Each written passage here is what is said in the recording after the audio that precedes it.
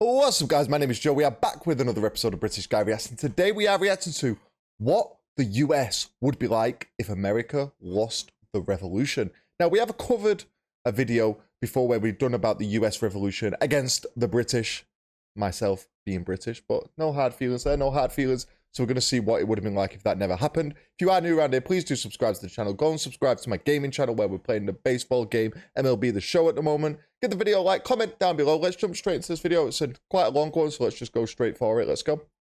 And conquered. The opening shots of the American Revolution pitting a scrappy colonial army against the might of the British Empire. It was the culmination of years of harsh treatment from the English forces, including the massacre of peaceful protesters in Boston and the tax hikes that led to the Boston Tea Party. And the world watched as the ultimate underdogs led by George Washington turned back the forces of Great Britain and created a new country, the United States of America. But what if it didn't work out that way? 700 British soldiers had been sent to destroy colonial supplies and cut off the rebellion before it could start. Warning was given by Paul Revere and the other riders of the British arrival. But in this timeline, a stray butterfly spooked the horses of the warning team, keeping them from ever reaching their destinations. The British swept in and captured the arms caches and arrested the ringleaders planning to fight the British. Prominent founding fathers like George Washington and Benjamin Franklin were interrogated by the British, likely disavowing all involvement, but one thing was sure. You guys just can't leave the tea alone, can you? Why does tea always have to be brought into the equation? In everything I watch, always tea. Always tea. There would not be an American Revolution in this timeline. Under the hard-nosed approach by King George III, the potential revolution had been quelled, and he would likely take care to make sure it never repeated.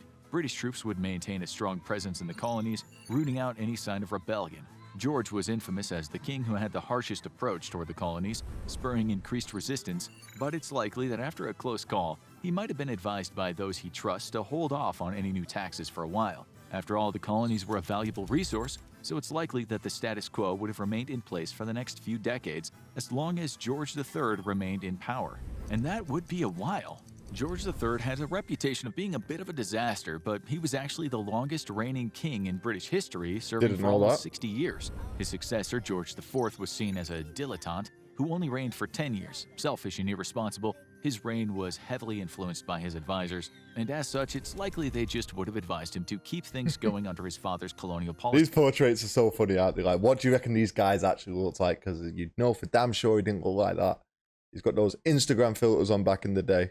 Look at him. Nice broad shoulders, thick thighs, good head of hair, clear skin. You know he didn't look like that back in the day. Policies for the term. After all, there were parties to attend back in London. But back in the colonies, things have changed a lot. Many of the founding fathers who defined the march to independence have since passed away, with Franklin and Washington likely not having anywhere near the influence on history they did in our timeline. However, it's likely an independence-minded movement continues in the colonies, focused less on fighting for independence than on developing the colony's culture, and they have a lot of room to do it in. While the original United States post-revolution was only composed of 13 colonies, the British territories they're part of now are much larger, including much of what's now Canada. And the crisis happening in another country might be as big a factor as what's happening in England. While the American Revolution didn't happen in this timeline, odds are another revolution did, the French Revolution. The circumstances there were primarily driven by poverty and populist rage against an out-of-touch monarch. And while it's possible that the American events helped to influence it, they also quickly spiraled out of control, and the Americans who supported it in our timeline were rather ineffectual at pushing it in their direction. And some were even imprisoned for their efforts. So odds are that Danton and Robespierre still rose, and the king and Marie Antoinette still wound up facing Madame Guillotine. And the Reign of Terror still sent France into chaos until it fell, leading to the rise of Emperor Napoleon. And that would give Britain the leverage it needed. France and Britain have long been bitter enemies, and in our timeline, both saw their empires decline significantly in the late 18th and early 19th centuries. Britain saw itself lose its colonies, while France lost much of its territory to Britain in the 7 Years' War. That gave Britain a dominant foothold in North America, including control of the French-speaking territory of Quebec. So with France relegated to rump territory in the continent and dealing with political upheaval, odds are that Britain would have been able to take America's place in the Louisiana Purchase in the early 1800s, giving the country near total dominance of North America with only Spain to oppose it.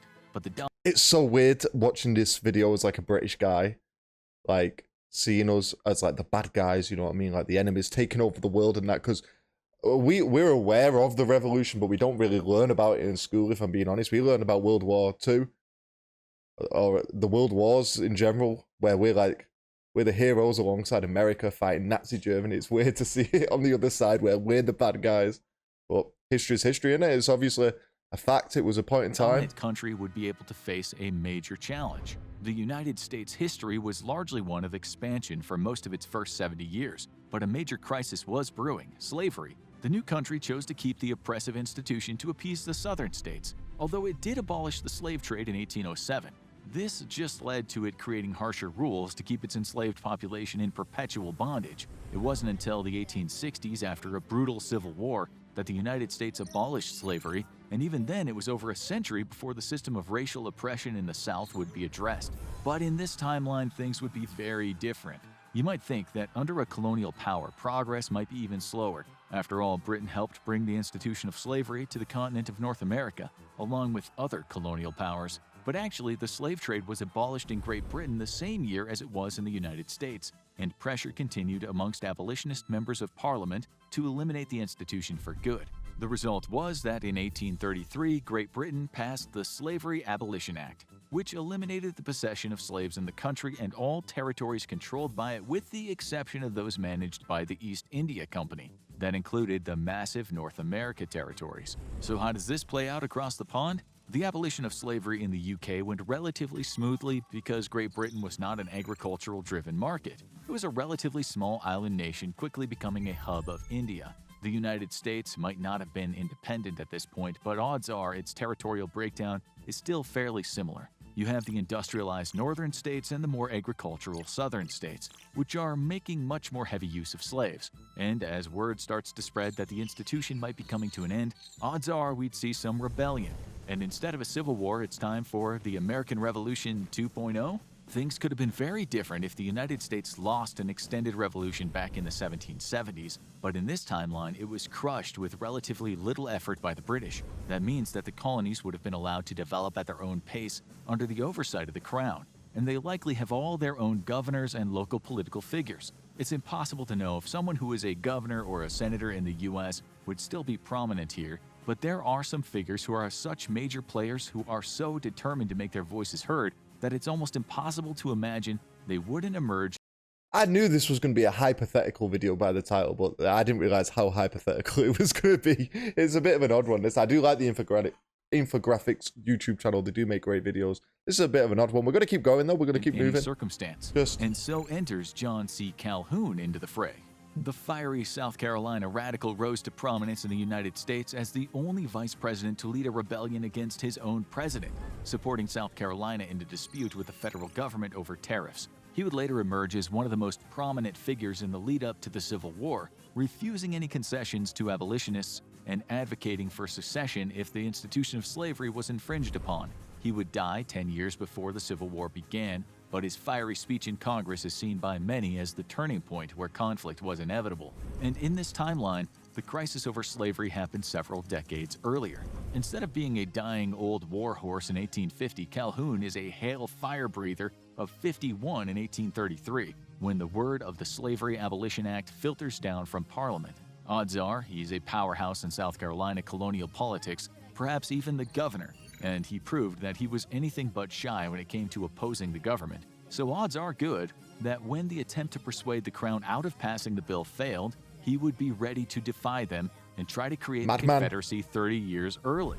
But this would be a very different conflict. The map of the country looks a little different in this timeline, with the much larger territory of Canada joining it. However, it's unlikely that Great Britain would have been quite as involved in the southern border and looking to take territory from Spain. So it's possible that Texas would not be a part of the United States. This means the Confederacy is little more than a rump state consisting of the southern states from Virginia to Florida, against one of the biggest empires the world has ever seen. While in the U.S. Civil War, the two territories were relatively even, with the Confederacy winning key early victories and even making inroads into the North in places like Pennsylvania, the odds are this time the war goes much more quickly, because the British are coming. The early rebellion would likely be fierce and take colonists Come by in with our surprise. tea. The odds are the southern troops might be able to take some territory to defend their region, Throw some biscuits because at the you. North would not be expecting a fight from their fellow colonies. But when word got back to the Crown about what was going on, they would be likely to respond fiercely. While the United Kingdom stayed neutral in the Civil War and even considered giving aid to the Confederacy to weaken their old enemies, this time the whole force of the British Empire would be bearing down on the rebels, and the man in charge would have a big role in it. This George rebellion's IV a bit passed away rude, in isn't it? 1830 and left no heirs, so his successor was William IV, his younger brother, and one of the oldest monarchs to ever take the throne at 65. But while he only reigned for 7 years due to his age, he was one of the most consequential kings of the era. A reformer There and he a is. strong Look leader, at this guy. he approved of the abolition of slavery What a and stud. also restricted child labor and improved the welfare system. However, he believed in keeping the British Empire strong and How are those shoes he's wearing, by the way? Look at those bad boys. What is going on there? would not take well to a rebellion, and the Second American Revolution would go down just like the first. The early successes of the Southern Rebellion would be short-lived, as reinforcements streamed over from Great Britain and delivered arms and soldiers. Any colonial resistance would be met with far superior forces, and the odds are that the Southern slaveholders would suffer heavy losses early on. William IV would perhaps offer them a chance to surrender, a wise move, but Calhoun, as the ringleader of the rebellion, would be unlikely to take the olive branch, so his army would go down in flames, and the British Crown would be unlikely to deal as kindly with him as the United States did with Jefferson Davis and Robert E. Lee, bringing an end to the institution of slavery in the American colonies. And from there, There we things go. might work There's out a good thing surprisingly achieved. well. The path to abolishing slavery in our timeline was bumpy, with the assassination of Abraham Lincoln kneecapping efforts to enforce racial equality and a compromise over a possibly stolen election a decade later, leading to the end of most Reconstruction efforts. This would lead to a century of racial oppression and segregation in the South. But in this timeline, the British would be responsible for overseeing the aftermath, and they would likely keep tighter control of the southern colonies. The aid of the northern colonies in the war effort would mean the colonies as a whole wouldn't be punished, but the rebellious territories would likely see a heavier British presence for a long time, and any local officials who aided in the rebellion would likely see themselves forced out of power permanently. But a lot of this would have to do with a new figure. The elderly William IV would be dead by 1837, and he would be replaced by not another king, but by his niece Victoria in the latest complex succession. Victoria took office at only 18 years old, and her reign was one of the most consequential in British history. She was known as a strong supporter of British expansionism and would reign for 63 years, the longest term of service in the history of the British Crown until the modern day. The Queen's So, always the fate of the lasts the colonies longest, would to don't a they? large extent be determined by the whims of this woman. Well, sort of. Britain has been a constitutional monarchy since 1688, and additional restrictions on the monarch's power were put into place since. This meant that Parliament has much of an impact on the laws of the time as Queen Victoria, and some monarchs were much more powerful than others. Victoria would inherit a British Empire at its peak, as well as an unsettled status quo in the North American colonies. But the leadership of these colonies in helping to put down the rebellion of the southern states would be in good standing with the British government, and the region would be seen as the crown jewel of the territories. And that means one major question would be brewing. We all know how the United States gained independence in our timeline, but what about Canada? It was a much more sedate affair, with the British territories holding conferences to ask for independence and negotiating an exit from the United Kingdom. There was no revolution, and in many ways the British were ready to let it go. They wanted the country to defend itself, to take the financial burden off of them, and many English-Canadian nationalists wanted to unify the territories and consolidate their control over French-speaking Quebec. But with no significant tension with the parent country, there was no desire for a hard break. So when Canada became independent, they chose to remain a Commonwealth country and maintain the Queen as their head of state while becoming autonomous in all government affairs. Would the same have happened to the United Territories in this alternate timeline? It is possible, but there are a few things in the way. For one, the United States is much more fertile territory and had many more resources than Canada. Almost doubling the territory gives Britain almost an entire continent to control, but it also means higher cost to administer the territory. The odds are that Victoria and Parliament would be open to these negotiations for independence, but they might drive a harder bargain, wanting preferable trade deals long-term with the new country to ensure access to its resources. Whatever the terms of the deal, odds are they would be preferable to what had been imposed on them by the British Crown as a colony. And so this new country is born into a whole different world. In an instant, the United States of North America was born. and became the largest country in the world by sheer space, containing all the territory of Canada and much of the modern-day United States. It would have the benefits of decades of buildup from the British Empire, as well as the scars of a recent rebellion. But in this time of growth, it's not the only country in North America to benefit. With the American Revolution never happening, Spain likely had the Southwest mostly to itself. Without the boost of the American Revolution to the hopes of the colonized countries worldwide, would Mexico have successfully won its own war in 1821? Who knows? The Magic 8 Ball says, outlook cloudy.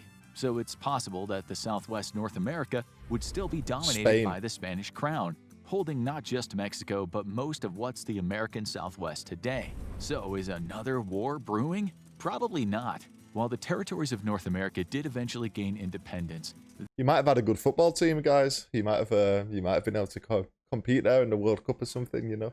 they're all far from abandoned Sorry, by Great Britain. the tea jokes have Instead, been they're too much likely for me to considered take this extended video. Family, and if I gotta someone bite punches back your a bit. cousin, odds are you're jumping into the fray. So Spain would be very cautious about trying to take any territory from this new country and vice versa. While it's possible the two empires could go to war again, maybe provoked by similar events to the Spanish-American War, that would be a much larger conflict and not likely to erupt immediately. So it's possible that Texas and California might never be united with the rest of the territory, but the new country is also very much not in need of extra territory. But this would change a lot of things going forward, including for many of the area's most oppressed people. What would happen to the Native Americans in this new status quo? It wouldn't be all sunshine and roses, since the British, like all colonial powers, were responsible for mass displacement and murder.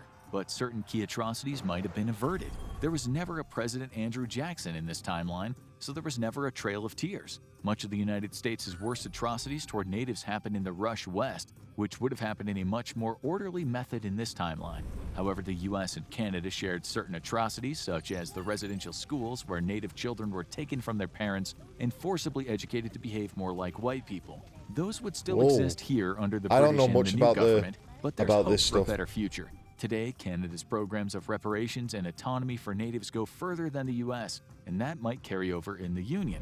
But what about the victims of slavery? Well, for one thing, slavery ends 30 years earlier. That's generations of people who aren't born into bondage. The worst of segregation never happens as well, but for the millions of people who become free when slavery ends, things would likely turn out very differently. The British control huge swaths of territory in Africa and the Caribbean, and the odds are they might offer some former slaves, especially those taken near the end of the slave trade, the choice to stay in the territory or return to their homeland. It's impossible to know how many would take the offer, but odds are most would not want to be displaced if they had built a life here. So today's country might be an equally diverse place, but one without the century of racial tension that culminated in the growing pains of the civil rights movement. And in some ways, history bends toward the same end.